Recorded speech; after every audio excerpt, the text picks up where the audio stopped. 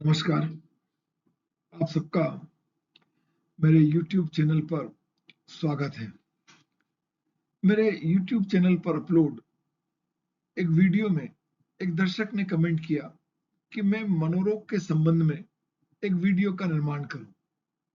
उनकी सलाह, परामर्श और निवेदन पर यह वीडियो आधारित है।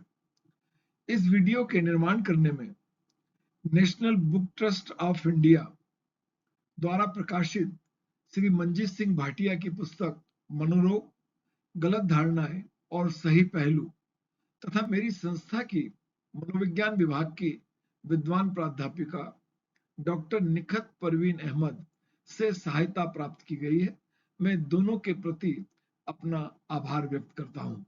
यदि आप मेरे YouTube चैनल पर नए हैं, मैं आपसे अपने चैनल को सब्सक्राइब करने का अनुरोध करता हूं। मेरे इस चैनल पर आपको समाजशास्त्र विषय से संबंधित प्रेरणात्मक वीडियो और सामाजिक एवं राष्ट्रीय महत्व के वीडियो देखने में आएंगे। मैं आपसे यह भी जानकारी देना चाहता हूं, शेयर करना चाहता हूं कि मनोरोग के संबंध में यह वीडियो दो भाग में बनाया जाएगा, भाग प्रथम और भाग द्वितीय। और इसका कारण यह है कि मनोरोग के संबंध में जो चर्चा मैं आप सबसे करना चाहता हूं वह थोड़ी विस्तृत हो जाएगी, तो वीडियो बहुत बड़ा ना हो और आप दोनों वीडियो को पृथक पृथक समय पर अपनी सुविधा के अनुसार देख सकें, इसलिए इसे दो भाग में बनाया जा रहा है। और यह मनोरोग संबंधी वीडियो का प्रथम भाग है, जिसमें हम मनोरोग का अर्थ, मनोरोग के कारण के संबंध में चर्चा करेंगे। वर्तमान समय में क्या देखने में आता है कि छात्र छात्राओं में अनेक प्रकार के तनाव हैं।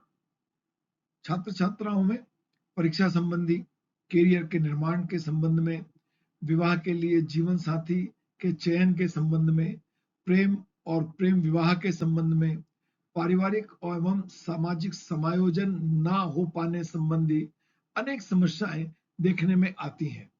और इन समस्याओं से समायोजन न कर पाने और तनावग्रस्त रहने के कारण मानसिक तनाव और मनोरोग संबंधी समस्याएं उत्पन्न होती हैं। और यह मानसिक तनाव युवक युवतियों को, छात्र छात्राओं को कभी कभी उनके जीवन लक्ष्य से भी भटका देता है। जीवन के प्रति उनके मन में एक गहन निराशा का भाव पैदा कर देता है और इससे वह कई बार ऐसा अप्रिय निर्णय लेने की स्थिति में पहुंच जाते हैं जो उनके स्वयं के लिए, परिवार और समाज के लिए भी बहुत घातक होता है। यदि नवयुवकों एवं नवयुवतियों द्वारा अपने समय, स्थान, संसाधन को देखते हुए एक उचित जीवन लक्ष्य का निर्धारण किया जाए और उसे प्राप्त करने के लिए समाज एवं विधि कानून द्वारा मान्यता प्राप्त तरीके से उचित प्रयास किया जाए, तब लक्ष्य को प्राप्त भी किया जा सकता है। उससे मानसिक संतोष की प्राप्ति होती है और मानसिक विकार संबंधी समस्याओं से बचा जा सकता है। मनोविकार का गहन संबंध मन से है।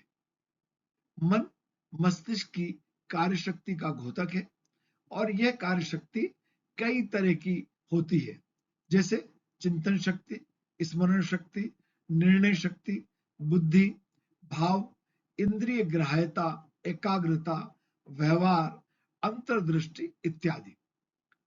फ्रायड नामक मनोविज्ञान ने मन को तीन भागों में वर्गीकृत किया था: सचेतन भाग, अचेतन भाग और अर्धचेतन या पूर्व चेतन भाग। सचेतन भाग यह मन का लगभग 10वां हिस्सा होता है, जिसमें स्वयं तथा वातावरण के बारे में जानकारी और चेतना रहती है और व्यक्ति अपने दैनिक कार्यों में मन के इसी भाग को व्यवहार में लाते हैं। अचेतन मन यह मन का लगभग 90% हिस्सा होता है, जिसके कार्य के बारे में व्यक्तियों को जानकारी नहीं रहती। यह मन की स्वस्थ एवं अस्वस्थ क्रियाओं पर प्रभाव डालता है। इसका बोध, इसका ज्ञान व्यक्ति को आने वाले सपनों से हो सकता है। इसमें व्यक्ति की मूल प्रवृत्ति से जुड़ी इच्छाएं जैसे कि भूख, प्यास, यौन इच्छाएं दबी रहती हैं। मनुष्य मन के इस भाग का सचेतन इस्तेमाल नहीं कर सकता। यदि इस भाग में दबी इच्छाएं नियंत्रण शक्ति से बचकर प्रकट हो जाएं, तो कई ऐसे लक्षण उत्पन्न हो जाते हैं जो बाद में किसी मनोरोग का रूप ले लेते हैं। अर्धचेतन या पूर्व चेतन मन, यह मन के सचेतन तथा अचेतन के बीच का हिस्सा है, जिसे मनुष्य चाहने पर इस्तेमाल कर सकता है।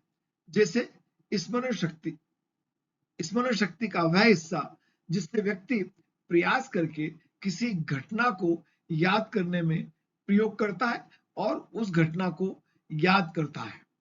फ्रायड ने कार्य के अनुसार भी मन को 3 भागों में वर्गीकृत किया है: इड, मूल प्रवृत्ति, ईगो, अहम और सुपर ईगो।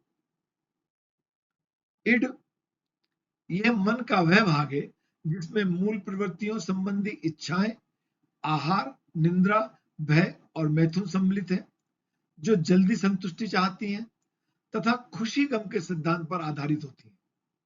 यह इच्छाएं अतार्किक और मौखिक होती हैं और चेतना में प्रवेश नहीं करती हैं।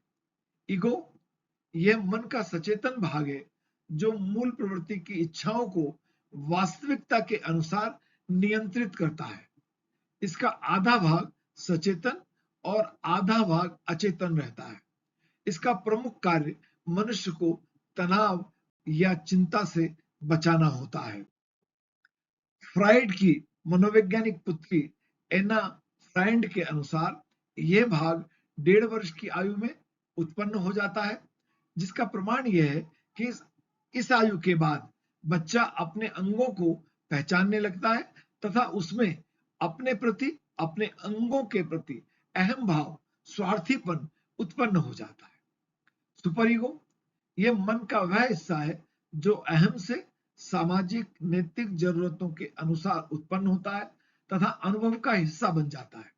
इसके अचेतन भाग को अहम, आदर्श तथा सचेतन भाग को विवेक कहते हैं।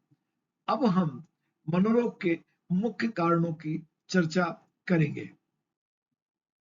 मनोरोग के कुछ मुख्य कारण हैं।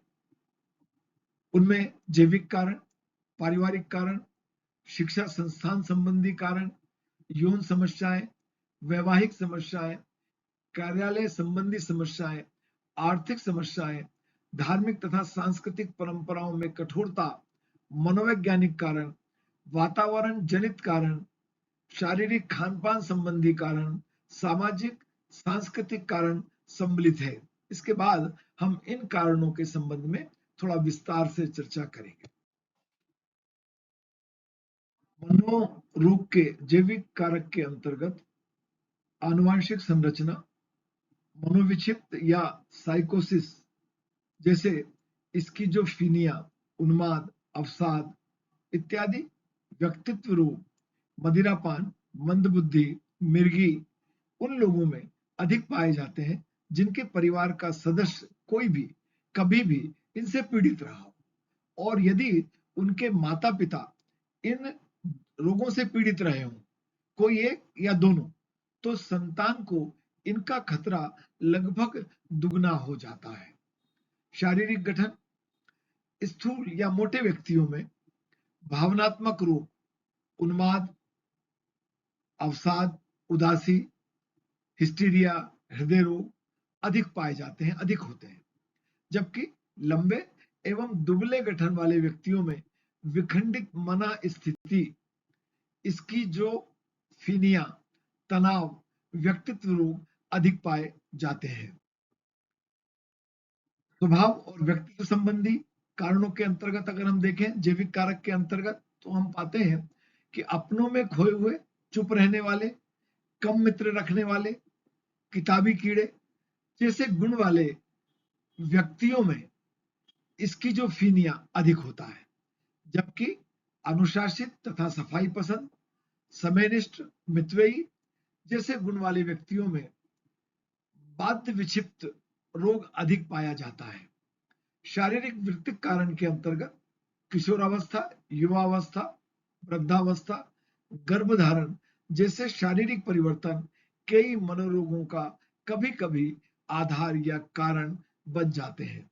और इसके अन्य कारणों के अंतर्गत मस्तिष्क का कोई दाहक रोग, सिर पर चोट लगना, विटामिन की कमी या इंद्रिय संबंधी बदलाव भी हो सकते हैं, और यह सब भी व्यक्तियों में मनोरोग का कारण बन सकते हैं। पारिवारिक कारण के अंतर्गत यदि अभिभावकों में, माता पिता, परिवार के अन्य जनों में आपसी तनाव पाया जाता है और वह अपने बच्चों के साथ अनुचित व्यवहार करते हैं, जैसे कि उनसे बहुत ज्यादा सख्ती, उनकी अवहेलना या उनके साथ बहुत ज्यादा नरमी, व्यवहार में अस्थिरता, व्यवहार में एक से अधिक संतान होने की स्थिति में पक्षपात, एक दूसरे की तुलना यदि की जाती है, तो ऐसे परिवार के बच्चों में पारिवारिक कारणों से मनोरोग होने की संभावना बहुत बढ़ जाती है। शिक्षा संस्थान संबंधी कारण, यदि अध्यापकों द्वारा अपने विद्यार्थियों के मध्य अनुचित तुलना की जाती है, पक्षपात किया जाता है, धर्म, जाति या वंश के आधार पर कोई पक्षपात किया जाता है, भेदभाव किया जाता है, आर्थिक स्थिति के अनुसार कोई भेदभाव किया जाता है, या बहुत अधिक सख्ती या उपेक्षा की जाती है, या विद्यालय में पुस्तकालय या मनोरंजन संबंधी सुविधाओं की कमी है, स्कूल कक्षा या कार्यक्रम जल्दी जल्दी बदले जाते हैं, तब भी इन दबावों को सहन कर ना कर पाने के कारण बालकों में, विद्यार्थियों में मनोरोग होने की संभावना बढ़ जाती है। यौन समस्याएं भी मनोरोग का एक कारण होती हैं, जैसे अनुचित यौन शिक्षा, अस्वस्थ यौन मनोवृत्ति और यौन विकृति इत्यादि यौनिक कारणों से, यौन संबंधी कारणों से मनोरोग उत्पन्न कर सकती हैं। वैवाहिक समस्याएं, कुंवारापन, शादी ना हो पाना, शादी की आयु हो जाना पर जीवन साथी ना मिल पाना, शारीरिक भावनात्मक कमी, सामाजिक या आर्थिक प्रतिकूलता, विवाहित जोड़ों में अधिक संतान का होना या उनका संतान रहित होना इत्यादि भी मनोरोग का कारण बन जाती हैं। कार्यालय संबंधी समस्याएं, तनावपूर्ण वातावरण, ऑफिस का, कार्यालय का, कार्यालय में काम करने वाले जो वरिष्ठ लोग हैं उनके साथ तनावपूर्ण संबंध, कार्य की बहुत अधिकता, कार्य से संतुष्टि का ना होना, असंतुष्ट होना, या कार्य में जल्दी जल्दी परिवर्तन हो जाना इत्यादि भी कार्यालयीन संबंधी समस्याएं हैं जो मनोरोग को उत्पन्न कर सकती हैं।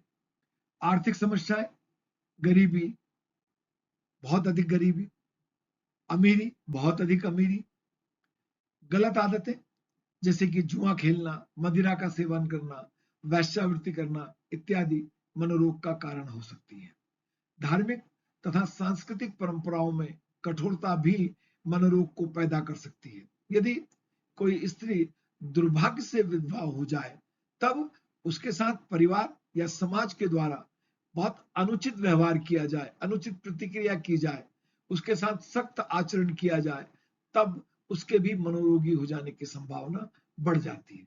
मनोवैज्ञानिक कारणों के अंतर्गत आपसी संबंधों में तनाव, प्रियजनों के साथ तनाव हो सकता है, परिवारजनों के साथ तनाव हो सकता है, मित्रों के साथ तनाव हो सकता है, किसी प्रिय व्यक्ति की मृत्यु, किसी कारण से व्यक्ति के आत्मसम्मान को ठेस लगना, उसके द्वारा किए जा रहे नौकरी या व्यवसाय का बंद हो जाना, उसको खो देना, व्यापार व्यवसाय में आर्थिक हानि हो जाना, विवाह ना होना, विवाह के पश्चात तलाक का हो जाना, शिशु का जन्म ना होना, कार्य से जल्दी निवृत्त हो जाना या सेवानिवृत्त हो जाना, परीक्षा या प्यार में असफल हो जाना इत्यादि मनोवैज्ञानिक कारण भी मनोरोग को उत्पन्न करने या बढ़ाने में अपना योगदान देते हैं। वातावरण जनित कारण, भीड़, पर्यावरण प्रदूषण, बेघर हो जाना इत्यादि मनोरोग के कारण हो सकते हैं। और ये बेघर हो जाना किसी भी कारण से हो सकता है। बाढ़ आ जाना, भूकंप आ जाना, आजकल विकास के बहुत सारे कामों के लिए भी लोगों को अनेक बार बेघर कर दिया जाता है। शारीरिक खान पान संबंधी कारण, कुछ दवाओं, रासायनिक तत्वों, धातुओं, मदिरा तथा अन्य मादक पदार्थों इत्यादि का सेवन करना मनोरोग की उत्पत्ति का एक बड़ा कारण बन सकता है। सामाजिक और सांस्कृतिक कारण, सामाजिक एवं मनोरंजक गतिविधियों से यदि व्यक्ति दूर रहता है, दूरी बनाता है, सामाजिक एवं मनोरंजक गतिविधियों से बचने का प्रयास करता है, उनमें भाग ना लेता है, तो यह उसे अकेलेपन की ओर धकेल देती है और यह अकेलापन मनोरोग का कारण बन सकता है। राजनीतिक, प्राकृतिक या सामाजिक दुर्घटनाएं जैसे कि लूटमार, आतंक, भूकंप, अकाल, बाढ़, सामाजिक अवरोध, महंगाई, बेरोजगारी आदि भी मनोरोग उत्पन्न कर सकते हैं। पर यहाँ यह बहुत ध्यान रखने की आवश्यकता है कि अनेक व्यक्ति ऐसे होते हैं जो इन परिस्थितियों में होते हैं जिनकी हम चर्चा कर रहे हैं और हम कह रहे हैं कि वे मनोरोग उत्पन्न करने के कारण बन सकते हैं, परंतु वे बच जाते हैं, वे उन परिस्थितियों का साहस से सामना करते हैं। और कुछ व्यक्ति ऐसे होते हैं जो इन परिस्थितियों से घबरा जाते हैं और वह मनोरोगी हो जाते हैं। तो परिस्थितियों के प्रति व्यक्ति की प्रतिक्रिया कैसी है, इस पर भी निर्भर करता है कि कोई व्यक्ति मनोरोगी होगा या नहीं होगा। ये मनोरोग संबंधी मेरा प्रथम वीडियो है जिसमें मनोरोग के कारणों के संबंध में चर्चा की गई। मनोरोग संबंधी वीडियो का जो दूसरा भाग मैं बनाऊंगा उसमें हम इस बात का परीक्षण करेंगे कि मनोरोग जिस व्यक्ति को है उसे मनोचिकित्सक की सहायता की जरूरत है तो उसके कारण कौन कौन से हैं, मानसिक रूप से स्वस्थ व्यक्ति कौन है, मानसिक रूप से जो व्यक्ति अस्वस्थ है उसके मुख्य लक्षण क्या है। आपने इस वीडियो को पूरा देखा, मैं आपके प्रति हार्दिक आभार व्यक्त करता हूं। आपका बहुत धन्यवाद।